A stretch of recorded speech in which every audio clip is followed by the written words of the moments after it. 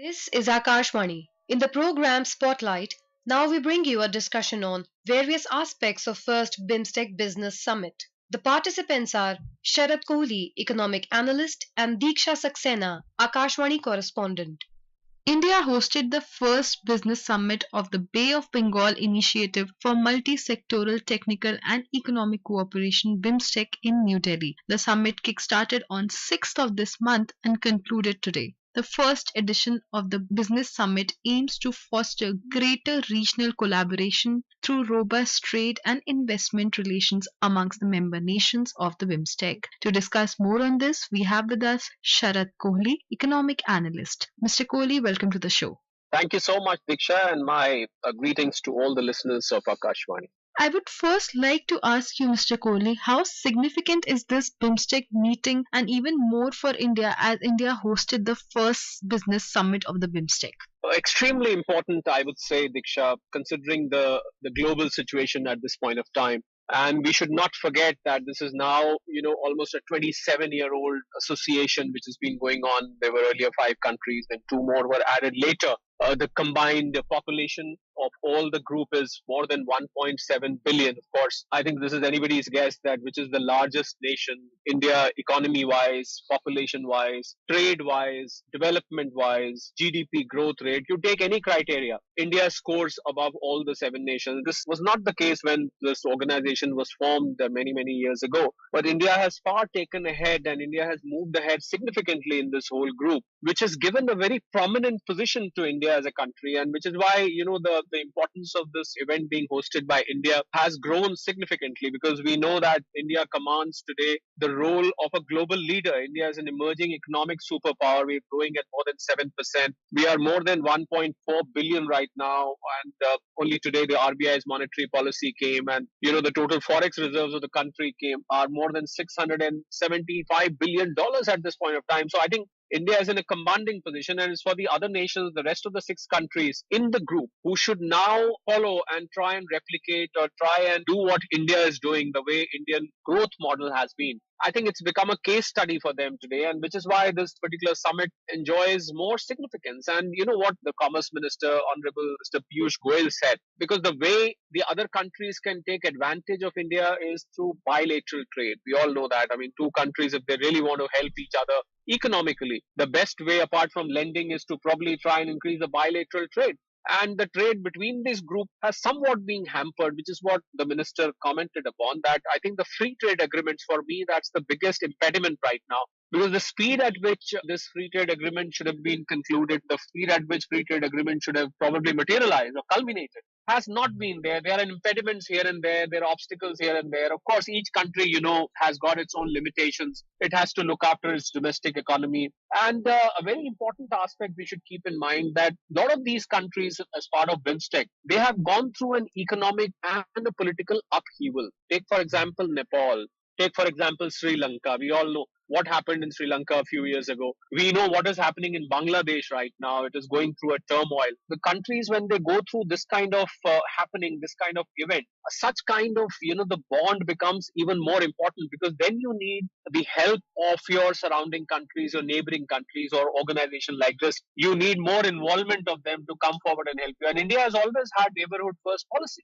India's push at the G20 summit was to look at global south. And we are all part of global south for that matter. So India has been advocating this across the world, that the north and the west, they should focus on global south, because it is found that the global south is not as developed, as prosperous as the north and the west is. So I think with India emerging as an economic superpower, and we should also not forget, Deeksha, here that China is a very driving force, very, very, very prominent driving force in this whole region. And all these countries, all the rest of the 6 countries, they are being swayed by China in some way or the other. Some place China is trying to impose a military dominance. At some other country, it is trying to impose its trade dominance. At some other country, it is trying to extend its checkbook diplomacy, trying to extend loans. We know what is happening in Hambantota port in Sri Lanka, for example. That port is currently pledged with China. the countries bonding, and sooner or later, the countries come to know that China's intentions was not just friendship. It was one step ahead because they wanted to probably acquire assets by exposing the weaknesses of those countries. So I think the bonding in this group with regard to the free trade agreements, increase in bilateral trade, whether it is custom tariffs, whether it is the digital push to import export clearance, all these things are very, very significant, which is what the Commerce Minister, Mr. Piyush Goyal, spoke of. That I think the countries need to get out of that mindset where they feel that they are probably backward, they can't grow, or they are probably under influence of China. The country has to stand on its own and be economically independent while taking advantage of such kind of group like BIMSTEC.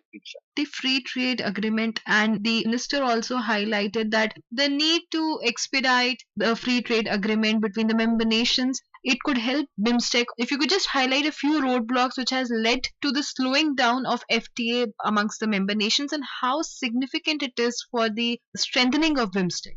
FTA roadblocks are aplenty. In fact, they're not just one. If there were just one or two, probably we would have overcome that by now because it's, as I said, the organization is now 27 years old. It's not like a newly formed organization. A very key factor as a roadblock, I would say, is the Chinese dominance because when China deals with some of the countries, it doesn't want that particular product to be imported or exported to other countries. So there is an unsaid kind of an agreement, which of course, a lot of political establishment, they don't come out in the open. The second impediment is your own domestic economy because sometimes there are domestic compulsions. Like, for example, India would not like to do a FTA where of the products which are domestically required, where the tariffs are needed. We have to protect our domestic industry. So where a domestic industry has to be protected, you cannot let a free trade agreement move where goods are freely coming in, then probably it might end up killing your domestic industry. So many products on which India too has a reservation. Likewise, each country has its own speciality, its own products where it doesn't want, its domestic industry to get killed or impacted, which is why they hesitate in making the FTA. Then, of course, the third roadblock is the political roadblock. Sometimes, you have ruling parties in certain states, they have their own political preferences. Some like the governments of other countries, some do not like the governments of other countries, so they don't want to become too friendly. So I think the roadblock, some of them are easier to overcome. But some of the roadblocks are difficult to overcome, which is the reason why Mr. Piyush Goyal, the Commerce Minister, spoke about that. We have to get over this mindset and we should try and overcome this and make sure that BIMSTEC as an organization is more closely knit, which is why it can overtake. You see, the total GDP of, if we take the GDP of the entire BIMSTEC group, it is more than $5.3 trillion. And India's own GDP, India's contribution to that is about $3.75 trillion. So India has a predominant role in this whole BIMSTEC, and all the other countries they are smaller in terms of their geographical area. They are smaller in terms of their size vis-a-vis the population. They are smaller in terms of the GDP. They are smaller in terms of their economic progress as well. So I think that is what I said in the beginning, that these countries, they need to take a cue from India as to how the Indian government in the last 10 years has put India from being fragile five today being amongst the top 5 economies in the world. So I think India should be a role model for these other BIMSTEC countries, as I said. And I think we've come a long way from when BIMSTEC was started long, long ago. We've come a long way and the countries have a lot to learn from India for that matter. So the roadblocks are aplenty, but then overcoming them was one of the motives of this particular summit. When these summits happen, you come, you sit and discuss your problems, you put on table your offers for the other countries. And maybe at some point, this multilateral trade can again be boosted between the countries. I think I see a ray of hope here after this summit. Probably when they go back and the delegates go back home, I'm sure they're going to be discussing with their respective political establishment and their whole machinery as to how we can overcome, because it is going to be of a mutual benefit for each one of the BIMSTEC members for that matter. Certainly, Mr. Kohli, the world has evolved quite enough since the inception of this organization. As we discussed FTA, the next question cropping up in my mind is the trade deficit. The minister highlighted that the focus should be on reducing trade deficit between the member nations. So for the benefit of our listeners, I would just like to emphasize that the BIMSTEC members are Bangladesh, Bhutan, Nepal, India and Sri Lanka,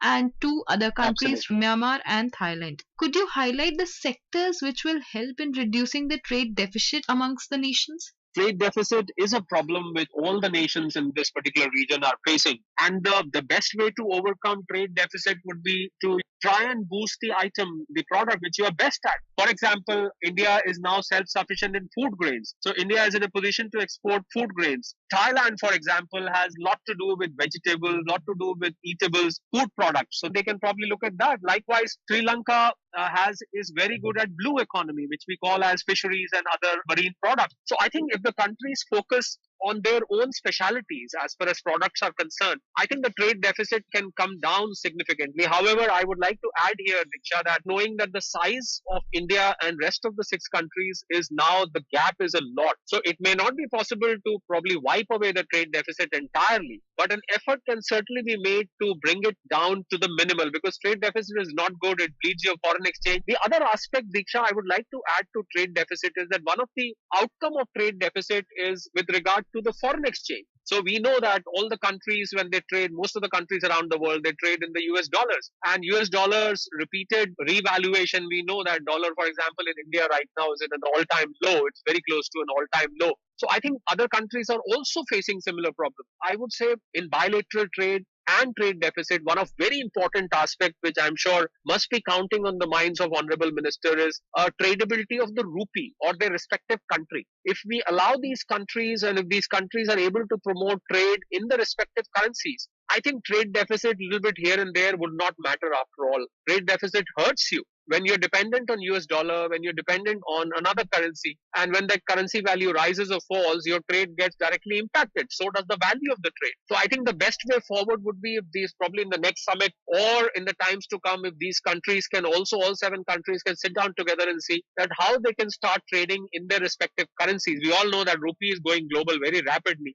There are about 16, 17 countries we are in touch with right now for rupee trade. With the local currency flourishing, trade deficit problem can be addressed to a larger extent, Diksha. Mr. Kohli, I would like to speak to you about the digital public infrastructure. It is also a key area which needs to be strengthened to improve the trade ties between the BIMSTEC. Technology is embedded in our lives. How important do you think is the strong digital infrastructure for multilateral cooperation? Very briefly. Extremely important now, because from the time when BIMSTEC was formed till now, as I said, it has evolved, and I think digital infrastructure has become amongst the top priorities. When BIMSTEC was formed, it was just trade, poverty alleviation, energy, tourism, technology, blue economy, public health, disaster management. These were the main objectives. People to people contract, cultural exchange. These were the objectives. But I think digital aspect wasn't there at that time. Today, in the recent times, public infrastructure has taken a front seat. And I would say what India has done magic on public digital infrastructure. We all know today some of the most developed countries, Diksha. For example, India's UPI system, is being replicated in some of the most developed countries like France and some of the others. So I think these countries can take cues from India. As I said, these countries have a lot to learn from India. They should look up to India. They can replicate this kind of model that India has done with regard to digital infrastructure, public infrastructure. I think they will be very better off. To my mind, India's GDP today, a large contribution of that comes because of India's digital push and digital infrastructure. So I think it's a case study right in front of them in this organization itself. Well, countries like Sri Lanka, countries like Bhutan, Myanmar, countries like Thailand, Nepal, they can take cues right away and they can implement it. India can come forward to help in implementation of this digital public infrastructure. India's got so much of prowess in IT and digit that India can very well go, Indian experts can go there and implement and install this digital infrastructure in their respective countries, which will suddenly transform the way these countries are governed and the people of these countries live, can totally transform the entire, I would say, mechanism of the way the country is run. Lastly, Mr. Kohli, what do you think will be the impact of the rapidly evolving situation in Bangladesh? Situation in Bangladesh not very likable. We all know that. Hopefully, a new government would be in place very soon, and I think the democratic principles will be back again. Elections would be held, or a new government would be elected. But any one of the member countries getting hurt in this manner, I think impacts the whole region. We all know that all the neighbors of Bangladesh, including India, are keeping a very close watch. It impacts your trade, it impacts your people-to-people interaction, it impacts your cultural interaction, it impacts all the initiatives, bilateral initiatives, which that country takes with other countries. We all hope, wish and pray that things in Bangladesh will get back to normal very soon, and the racism or whatever the underlying cause is probably overcome in the interest of peace in the region, Deeksha. Mr. Kohli, you shared your valuable insight on the subject. Thank you so much for sparing your time for this discussion. It was my pleasure. Thank you. You were listening to a discussion on various aspects of first BIMSTEC Business Summit. The participants were Sharad Kohli, Economic Analyst, and Deeksha Saksena, Akashvani Correspondent. This program was produced and presented by the News Services Division of Akashvani. You can listen to it on our mobile app, News on AIR. This program is also available on our YouTube channel, News on AIR Official.